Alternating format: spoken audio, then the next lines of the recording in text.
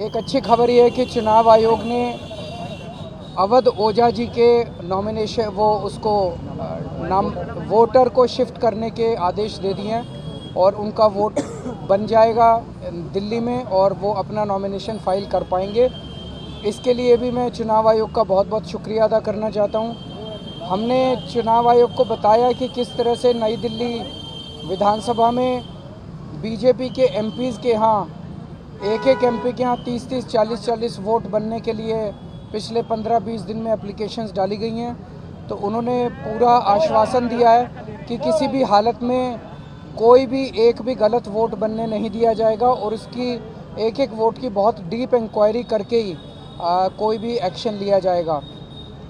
और तीसरा था कि खुलेआम नई दिल्ली विधानसभा के अंदर उनका कैंडिडेट जो है वो चादरें बांट रहा है। कल किदवई नगर में चादरें बटी है, एक कॉलोनी के अंदर जूते बांटे गए हैं, एक और कॉलोनी में जैकेट्स बांटी गई है, पैसे बांटे गए, चश्मे बांटे जा रहे हैं। तो उन्होंने कहा कि लोकल डीएम की जो रिपोर्ट आई है वो रिपोर्ट ये कहती है कि कुछ नहीं हो रहा है। तो हमने कहा इससे ये साफ जाहिर है कि लोकल डीएम मिला हुआ है और लोकल डीएम मतलब जब खुलेआम चादरें बट रही हैं, चादरों के ट्रक आ रहे हैं, दोपहर के टाइम में चादरें बट रही हैं, पूरी दुनिया को दिखाई दे रहा है लेकिन डीएम को दिखाई नहीं दे रहा है। इससे ये साफ जाहिर है कि डीएम मिला हुआ है। हमने आज फिर से रिक्वेस्ट की कि डीएम को सस्पेंड किया जाए और उसके खिलाफ सख्त एक्शन लिया जाए और ये सब गैर कानूनी एक्टिविटीज़ बंद की जाए। इसमें भी चुनाव आयोग ने हमें आश्वस्त किया है कि ये सब एक्टिविटीज़ बंद की जाएंगी। तो हम चुनाव आयोग का उनके रिस्पांस का बहुत बहुत शुक्रिया अदा करते हैं। Thank you. तो आप देख रही थी आम आदमी पार्टी के संयोजक अरविंद केजरीवाल को आप सुन रहे थे। आम आदमी पार्टी के प्रतिनिधिमंडल के साथ चुनाव आयोग से मुलाकात करने के बाद बाहर जब आए अरविंद केजरीवाल तो उनकी तरफ से बताया गया कि अवध ओझा की उम्मीदवारी को लेकर जो पेच फंसा हुआ था वो सुलझ गया है। चुनाव आयोग की तरफ से आश्वासन दे दिया गया है कि अवध ओझा का वोट दिल्ली में ट्रांसफर हो जाएगा। मतलब अवध ओझा दिल्ली से अपनी उम्मीदवारी के लिए नामांकन भर सकेंगे। ये अरविंद केजरीवाल ने मीडिया के साथ जानकारी साझा की है। और इस बीच क्या कह रहे हैं पंजाब के मुख्यमंत्री भगवंत मान भी साथ में अवध ओझा को लेकर कहा गया कि उनका वोट शिफ्ट हो जाएगा। वोटर डिलीशन का जो मुद्दा था सर, वोटर डिलीशन नहीं, वो भी हमने ध्यान में उन्होंने कहा है कि आपने पहले ही चिट्ठी लिख दी थी।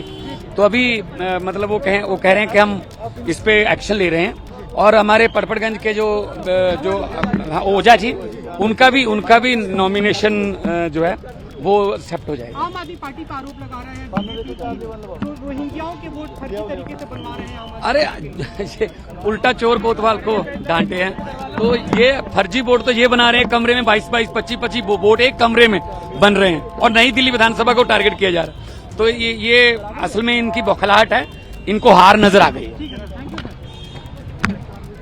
भगवंत मान को आप सुन रहे थे, वो भी वही बताते हुए जो अरविंद केजरीवाल ने साझा किया था मीडिया के सामने कि अवध ओझा उनका वोट ग्रेटर नोएडा से दिल्ली ट्रांसफर कर दिया जाएगा। चुनाव आयोग की तरफ से यह आश्वासन दे दिया गया है। मतलब उम्मीदवारी में अवध ओझा की कहीं कोई पेच नहीं फंसेगा। पटपड़गंज से आम आदमी पार्टी ने उम्मीदवार बनाया है अवध ओझा को। मनीष सिसोदिया की सीट जो मानी जाती थी पटपड़गंज, वहां से मनीष सिसोदिया को जंगपुरा भेज दिया गया है। और इस बीच सीधे आपको लेकर चलते हैं, हमारे साथ हमारे सहयोगी अंकित गुप्ता इस वक्त मौजूद है और जरा जानते हैं अंकित गुप्ता से मुख्य तौर पर अवध ओझा का वोट ट्रांसफर, उसको लेकर आश्वासन चुनाव आयोग की तरफ से मिल चुका है आम आदमी पार्टी को। इसकी जानकारी अरविंद केजरीवाल ने मीडिया के साथ साझा की और साथ ही साथ और भी कई शिकायतें वो गिना रहे थे किस तरीके से बीजेपी को कटघरे में खड़ा करते हुए, जिसका उन्होंने चुनाव आयोग के सामने जिक्र किया है कि जैकेटें, चादरें, चश्मे बांटे जा रहे हैं। जरा विस्तार से बताइए, चुनाव आयोग से मिलकर क्या कुछ शिकायतें और क्या कुछ आश्वासन वापस लेकर लौटे अरविंद केजरीवाल।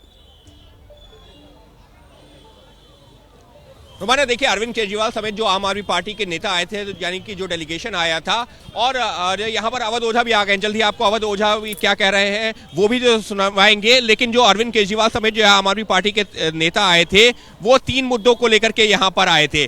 पहला उनका ये कहना था कि अवध ओझा जो कि पटपड़गंज से उम्मीदवार है, वो जो है उनका जो वोट है वो क्योंकि ग्रेटर नोएडा में है उसको दिल्ली ट्रांसफर किया जाए, वो नहीं किया जा रहा है और अगर वो नहीं होता है तो उनकी दावेदारी खतरे में पड़ जाएगी। तो पहला ये मुद्दा था।